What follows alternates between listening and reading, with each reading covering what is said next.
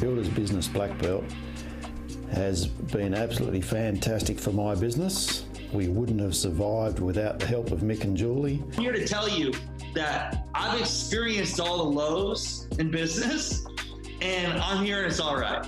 And looking back on it, I'm actually glad they happened. They made me a better person and stronger. So important to have someone that you trust. But if you had found a builder who had a great website, the fat roller was kind of like hanging over my pajamas. I was kind of like, oh man. And I had crow's feet and like my skin was all dry. It's just full of gold nuggets all over the place. Thanks, James, for being on the show. Soda water? What are you talking about? It's like, yeah, I'm going to get drunk on this soda water tonight. Watch me swing from the rafters here. Yeah, no, I'm actually taking a break for a while. I've been feeling pretty good. I've lost a bit of weight, so yeah, I'm on the sparkling waters tonight. But let's go crazy. I'll go toe to toe with you. Yeah. You drink a beer, I'll drink a soda water, and everything will be fine. Oh, all right, great, cool. Because the car won't run without the petrol, and we don't apply that same logic to. Okay, now you're a freaking weirdo, all right? You know my books and sequence. If you have a freaking poster of me above your bed, I wouldn't be surprised. So, yeah. And in a good way. Yeah. Because you don't want the holiday. Yes, we definitely have done the right thing. Let's get moving and let's keep up the momentum and keep moving forward as much and as fast as we can to see where we can go with this. For me, I feel like I'm fresh in the business. I feel like now that I'm excited again, and like I was when I first started, I'm excited to see where it's going to take us. Just loving the overall building industry again. As I said, it's changed my life, not just the business. So it's life changing. Probably a bit like Phil, it's changed my life more so than the business. Like I said before, the business is my life, but this has changed my whole attitude towards the building industry. 20 weeks ago, I was ready to jump under a bus. I was sick of it. I've been doing this for so many years. It wasn't getting where I wanted it to be. Now I can see the projection. Everything looks up. Everything looks positive. Yeah, and I'm renewed. I'm ready to start again. Let's see how I'll go in 20 years. Yeah, laughing. Thank you very much, and thank you, Mick, because you're one of the. Like I said, you're the leader. You're the one that did put me on this track, and thank you once again. I know I thank you a lot, but thank you once again. That's all right. Just before we go, are those fish they very expensive to keep behind you? Do they eat a lot? Do they die very often? Well, it's an interesting question. I mean, obviously, it's a YouTube video. I can't afford the fish. it's a pleasure walking life's path with you, Nick. I've been with the Builder's Business Black Belt in various forms over the last 14 or 15 years. One of the biggest ones and one of the main reasons I joined BBB was to do with the problem of coding. This is a complete mindset change, you know, of how things are done, what should be the norm. The flow-on effect from that through the business and through your own personal life has been, you know, in just a few, 12 weeks has been amazing. Consistent caring, I think, is what makes this group rather special. I'm so privileged to be part of it. And that's one of the things that we look forward to, or we used to before COVID anyway. So when people say more turnover will make my business healthier, I say, liar! No, you gotta bitch slap people and wake them up. Because, listen.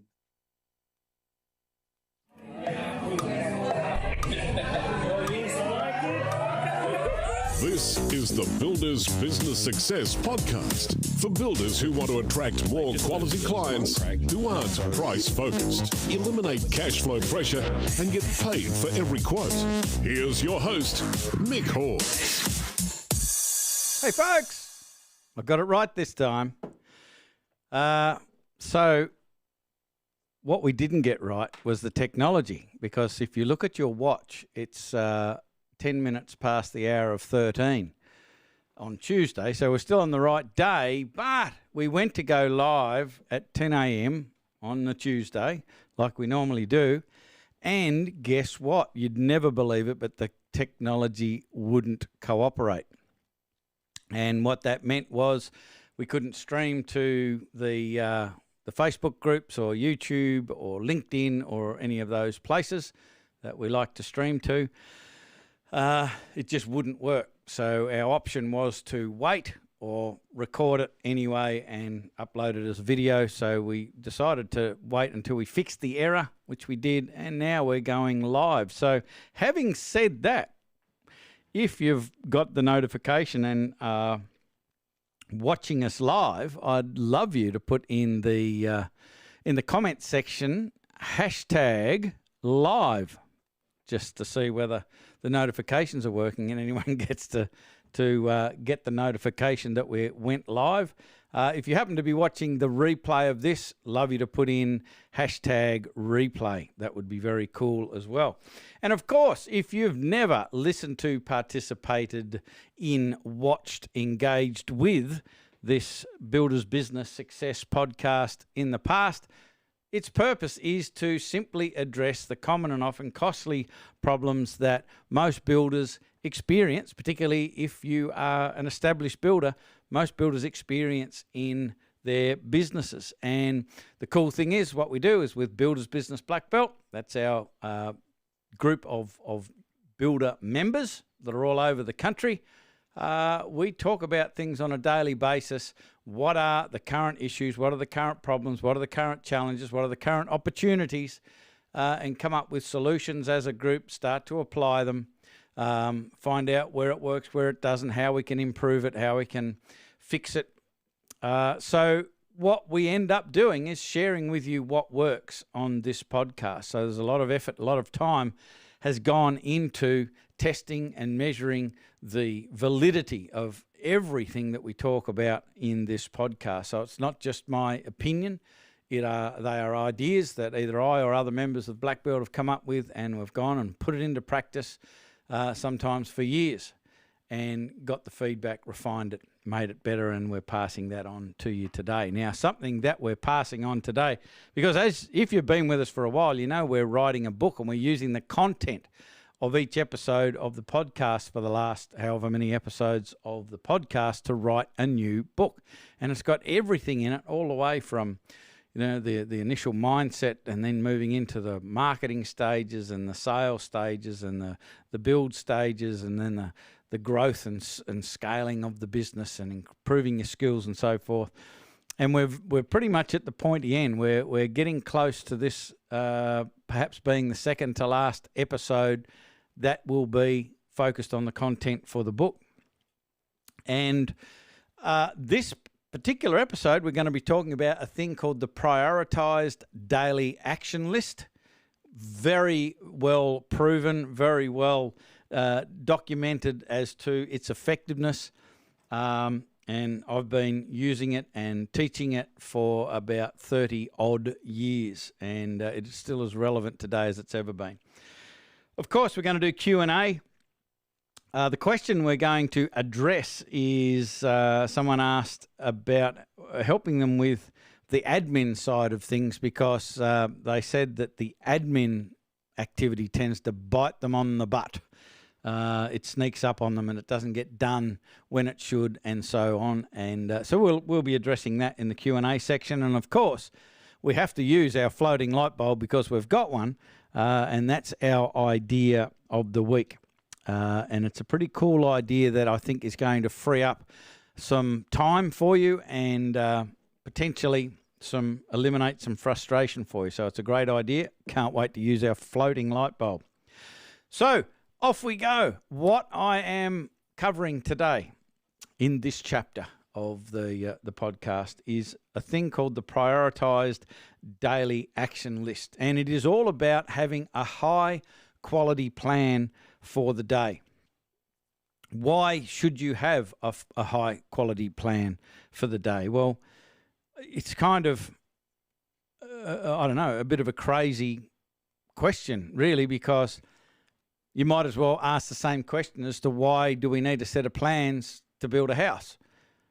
Because we need to know the detail. We need to know what needs to happen in a certain order. There needs to be a lot of planning.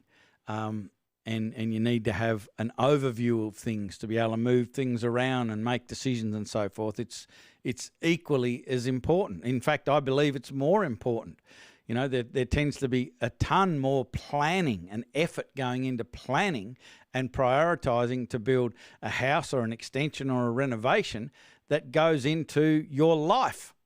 So, you know, if I were to ask you the question, which is more important, the house that you're currently working on for a customer or your life, well, you can answer that question.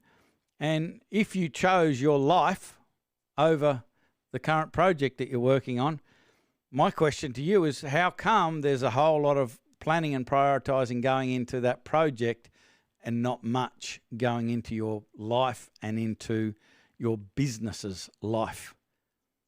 Really far more important than just one project, yet not much planning goes into it. The other reason that you might be interested in this is many, many moons ago, I was doing a job. It was kind of the first time we started working for ourselves. So instead of swapping hours, trading hours for dollars and working for somebody else, it was my first foray into working for myself. And the only thing that I knew to do was get it done. And I was working on average 14 hours a day. Often 6 days, very rarely 7, but often 6. And I just thought there was a better way. So I started reading time management books and listening to time management cassettes. So that gives you a bit of an idea of the timeline. And there were some good ideas, but nothing really had an impact on me until I went and participated in a workshop called Time Power. And it was put together by a chap from America. His name was Dr. Charles Hobbs. It wasn't presented by him, obviously, but it was presented by a very capable trainer in Australia, and I went there for the whole day. And long story short, I enjoyed it that much. I went back again the following month, and I went back again the following month. So I went to this 8-hour seminar every single month, a whole day a month for 14 months straight. Because every time I went back to it, I learned something more and learned something more. Now, the results were that within 3 months, I had cut my working day in half. So working for myself, I was able to maintain the same amount of income, and my work time had dropped by half. That kind of got my attention. I thought, there's something in that. And that's why I kept going back and back and back and back. And then to continue the story, after about 18 months, I'd changed a whole bunch of things. And instead of working 14 hours a day, I'd changed so much that I was working around 14 hours a week. Not 14 hours a day, but 14 hours a week, and still maintaining the same level of income.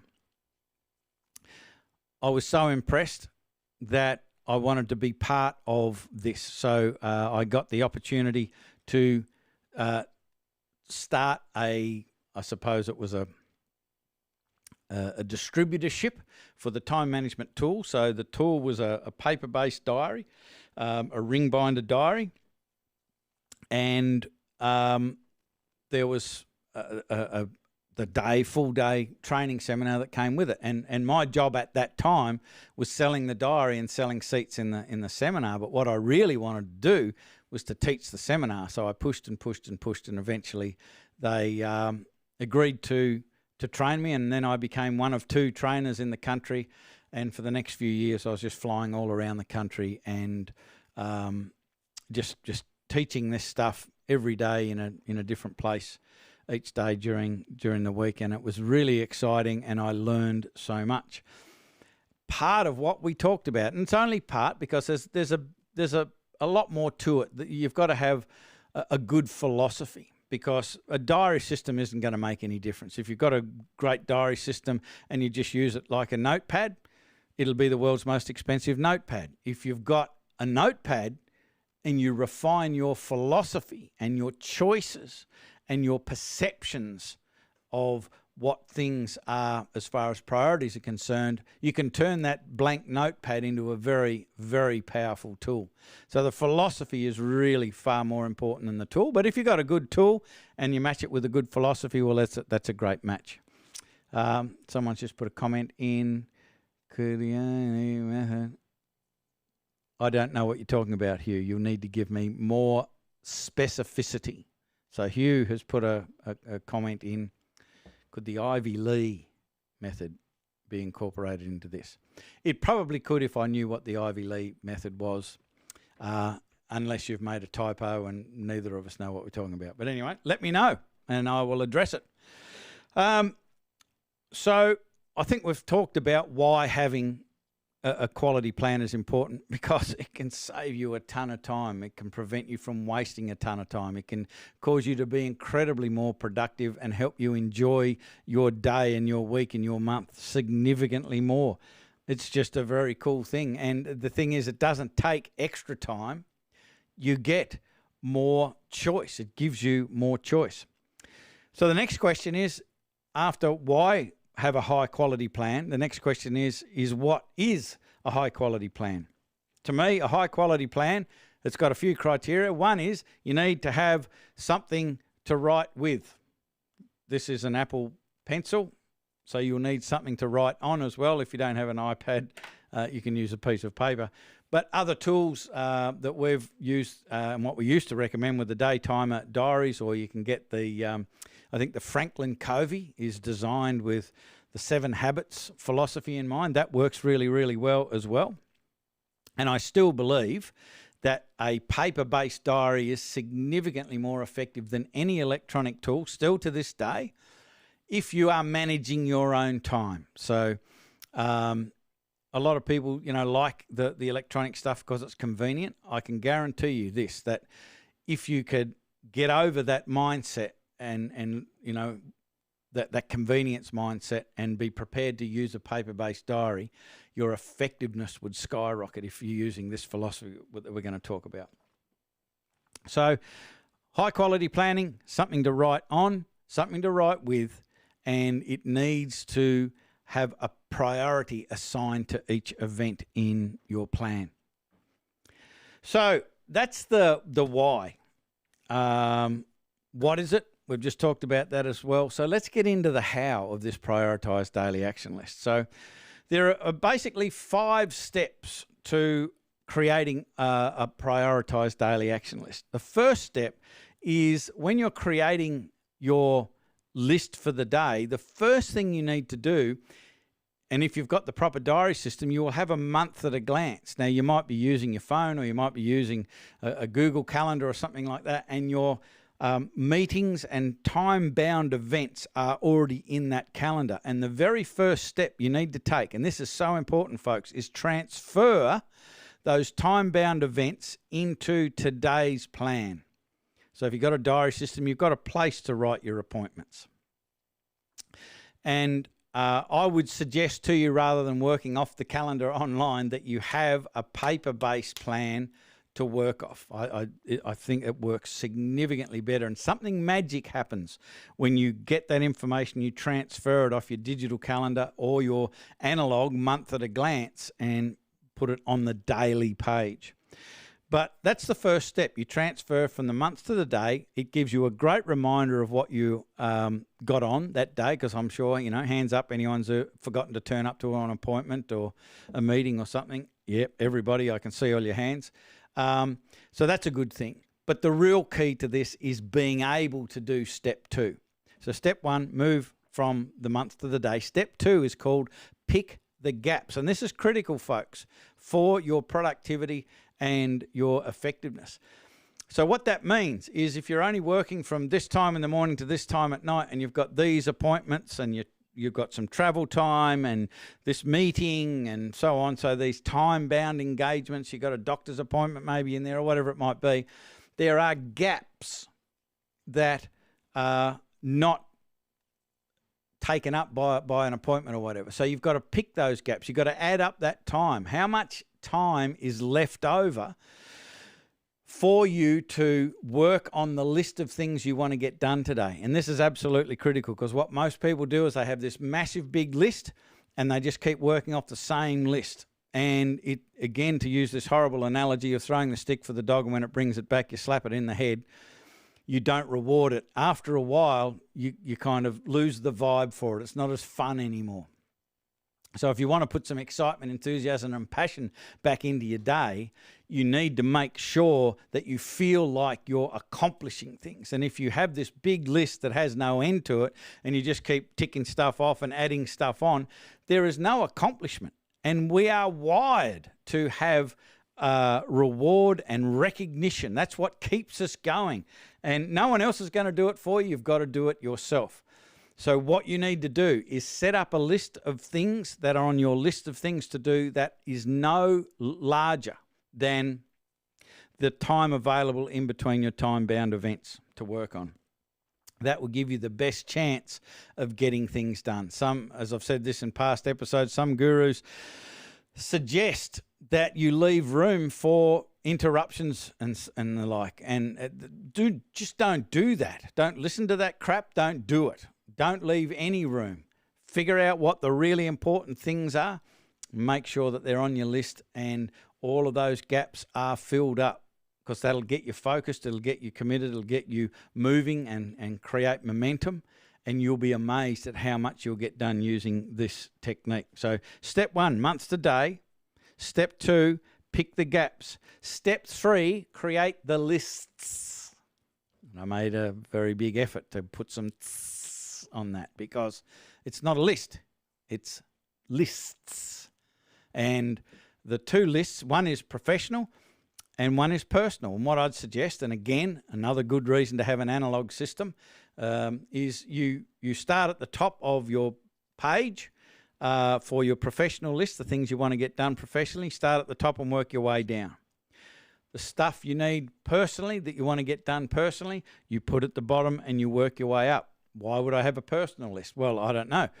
Is your personal life important? Do you have things you need to accomplish and achieve in your personal life? Has anyone ever heard anyone push themselves up on one elbow on their deathbed and say, I wish I'd spent more time at work? No one says that. The things in your personal life are incredibly important. You need to be planning them. You need to be preparing for them. You need to be prioritizing those actions.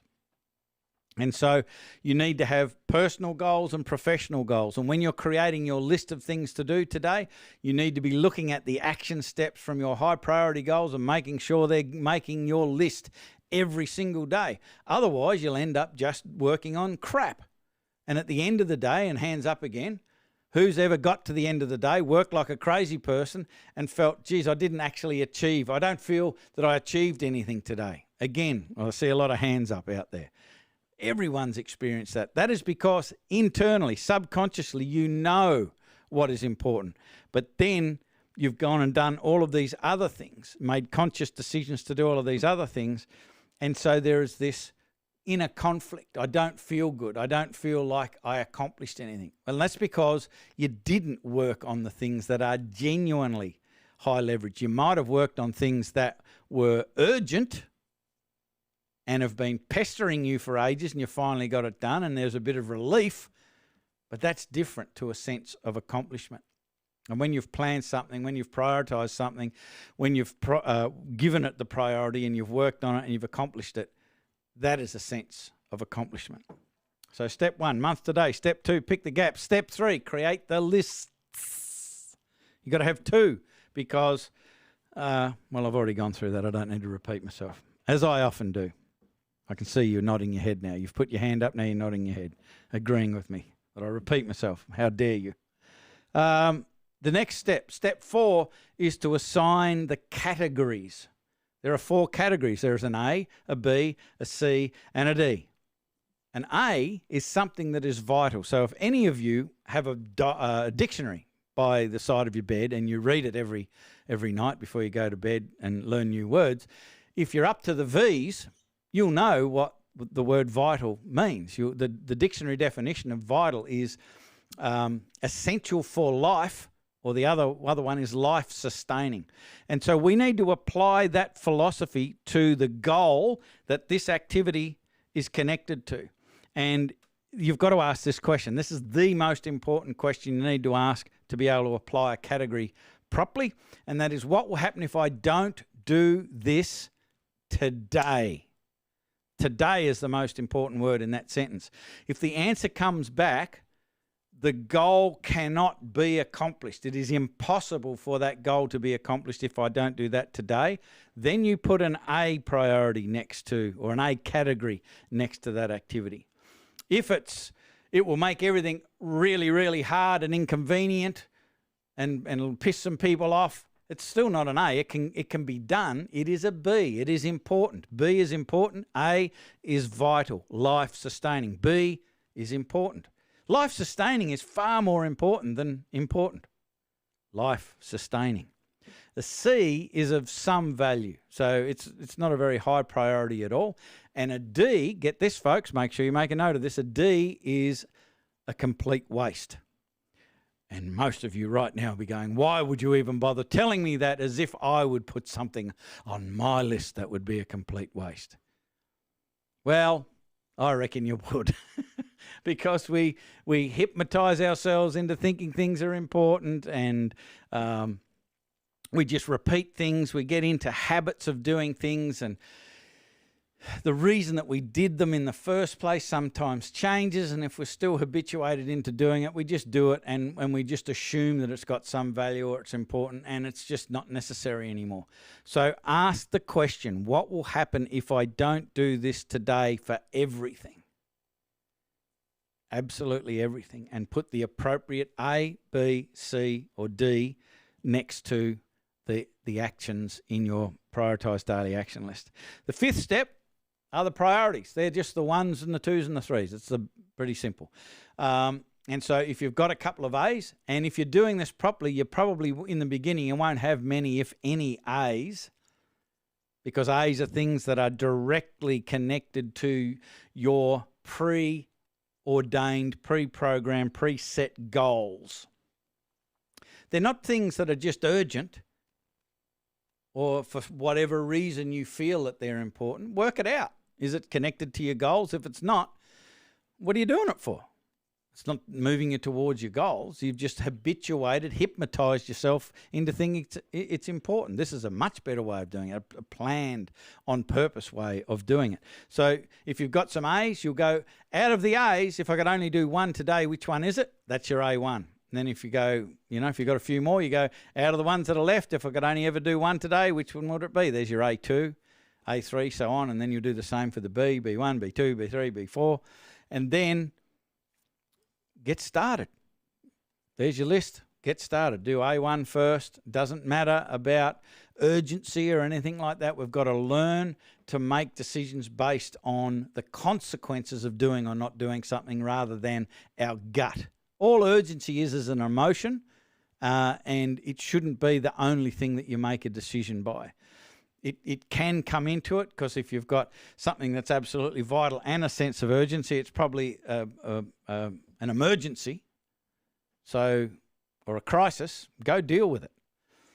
But there are plenty of things that have a massive sense of urgency that if you ask the question, what would happen if I didn't address this? What would happen if I didn't do this today? The real genuine answer is not much.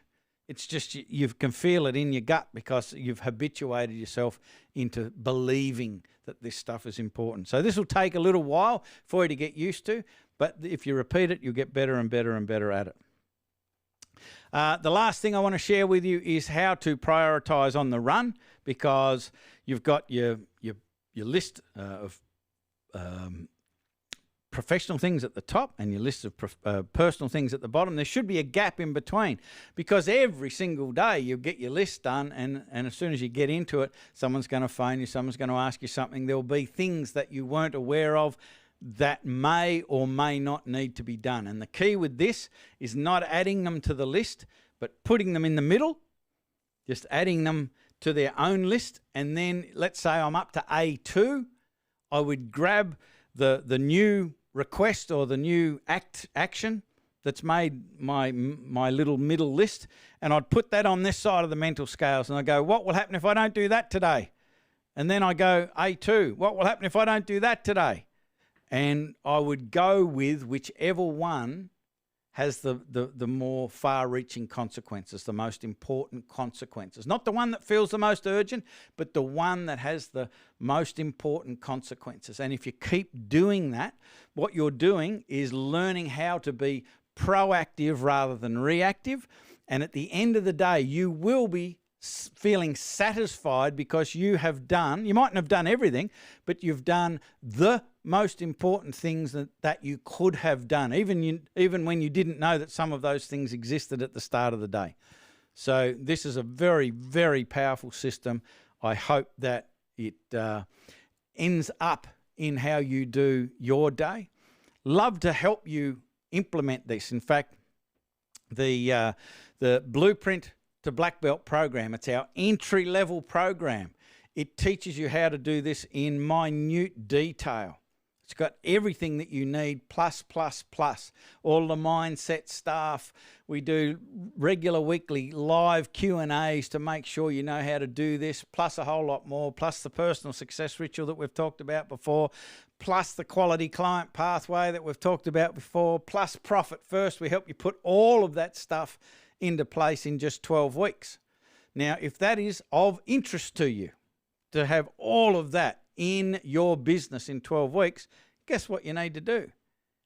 Bloody talk to us. It's pretty simple. So in the comment section, if you're watching on Facebook, there's a link there to book your strategy call. So just click that link. It'll take you to a form, and then you can book the time to have the conversation. If you're watching it on YouTube, there will be a link there, because if you're watching it live, there isn't anything at the moment, but there will be if you're watching it as a YouTube video. Or you can just navigate to buildersbusinessblackbelt.com.au, and there are schedule a call buttons all on the web page there, and we'd love to talk to you, because this can change everything. If you implement those three things into your life, into your day, into your business, it will make a massive difference. And you can see some people talking about that on the intro before we get started on the podcast, people talking about that. We love it. We love helping you guys, and we love seeing the big changes you can get in such a short amount of time. So if that's something that you want to do, talk to us. Love to talk to you. Okay, Q&A time. Got to rip through this. Not sure how long we've been going, but it'll probably be too long, because prioritised daily action list, I didn't want to leave any of the bits out. The Q&A. Now, the question was, admin always, I'm always behind with the admin. The words were bites me in the arse, but I didn't think I should say that. So always behind with the admin, and said, how do we catch up? My first suggestion would be time block. And so I would go back into the previous episodes and look at time blocking. Or the other option is to book a strategy call, and we can show you how to do it like that, because it's all part of the Blueprint program. But time blocking, super powerful. Like, it is unbelievable how much can get done when you time block properly. So time blocking is, you've got to have a start time, you've got to have a duration, you've got to have absolutely no distractions, and you've got to have a reward. They're the really important things to consider with time blocking. And if you block the time to do this without the distractions, without the interruptions, and you just create, 2 or 3 time blocks throughout the week, you will be blown away how quickly you can get on top of and stay on top of all of the administrative stuff. You also, obviously, and you're probably not going to like this answer, but here we go, you need to be disciplined. Many of you do the work, like you give the on-site stuff preference all of the time, priority. And I don't know how many builders I've run into that have done the work and haven't put the invoices out, like in a timely fashion. Some of them are like months after they've done the work. And then they go, I've got a bit of a cash flow problem. Well, Sherlock, I wonder why that's the case. Like, we've got to have some discipline.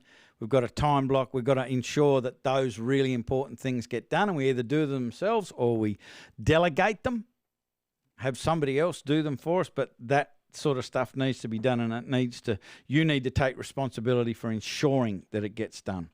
And other ways that you can look at that is look to automate some of the process, so it takes a lot of the admin work away from you. There's a ton of ways of doing that. And I know something that we're talking about a lot in Black Belt now, and the members are absolutely loving it, is talking about virtual assistants. And many builders have thought, there's nothing a virtual assistant can do in my business. Well, I beg to differ. Like I said to you in the start, I don't tell you anything that doesn't work. One chap we were talking to just the other day started using that for his marketing, maybe well over a year ago. Just recently started using a VA for administration tasks. Talking to him a few days ago, and he says, I think I'm going to need a second VA because I've worked out ways to get a whole lot more off my plate. And he's so enjoying the freedom right now. And that obviously creates its own problems of now what do we do? But, we can figure that out. It's a good problem to have, having some time freedom. So I hope that makes sense. But time blocking is the first cab off the rank there. If you're watching this live, I'd really appreciate you putting in hashtag live into the comments. And if you're watching the replay, I'd love you to put in hashtag replay. That would be most helpful. It's time to use our floating light bulb. There it is on the screen. It's already there. Look at that. Put something underneath it. Very specky. Here's the idea of the week, real quick. It's springtime. So this won't make sense if you're watching the replay many, many months down the track. But right now, it's springtime. What do we do in spring? Spring clean. And what I'm talking about here is, again, going back to the prioritised daily action list and all of the things that we do. When we get new ideas on how to do things, I've found over the years, as we learn, we tend to add things to our list of things to do. It's always, as we learn things, it's always an exercise in addition. And I don't believe many of us at all ever take the time to do a spring clean and go, let's go through everything that shows up on my list on a regular basis, either daily or weekly, and go through it and go, can I get that off my list? The first question you ask is, can I dump it? Can I just get rid of it? Is it still relevant? Often you'll find, hey, it's not. So you can just chuck it. It's fantastic. But if it is still relevant, what you can do is potentially automate it. There's tons of apps and software and amazing stuff that does amazing stuff for you. And it's pennies to get a lot of this stuff implemented. And if you're a technophobe, ask your 5-year-old to help you out, or go to Fiverr.com or places like that. People can help you set this up, again, for a small amount of money, but it's so worth it. You can outsource it, the sort of stuff we were talking about a second ago with VAs and so forth. You can spring clean some of the actions that way. And then, of course, you can, the last cab off the rank is delegating it to somebody on your team. But that, that's the last one because it's the most expensive option out of the lot.